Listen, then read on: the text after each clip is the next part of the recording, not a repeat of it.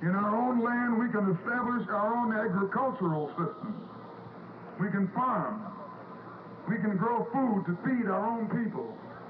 We can raise cattle. We can use the hide, the leather, the wool to make clothing for our own people. We can dig the clay from the earth. Well, I do not even use the term African American. I use the term Africans because that's what we are. We're Africans in America. There's nothing American about us. Our history has only been a history of struggle in America.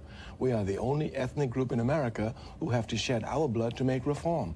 To get the vote, we must shed our blood. To get our children to school, we must shed our blood. To get on a bus and sit where we want, we must shed our blood. To even get in a filthy 5 and 10 cent store, we must shed our blood. So I don't see how we could be American. We're Africans in America struggling against American capitalism.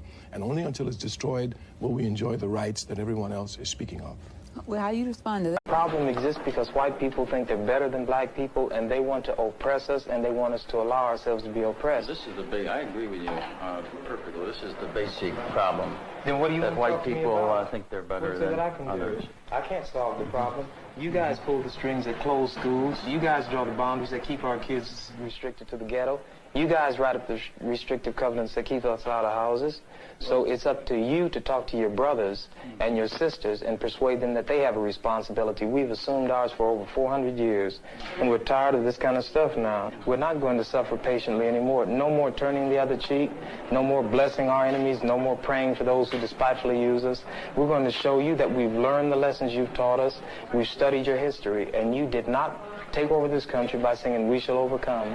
You did not gain control of the world like you have it now by dealing fairly with a man and keeping your word.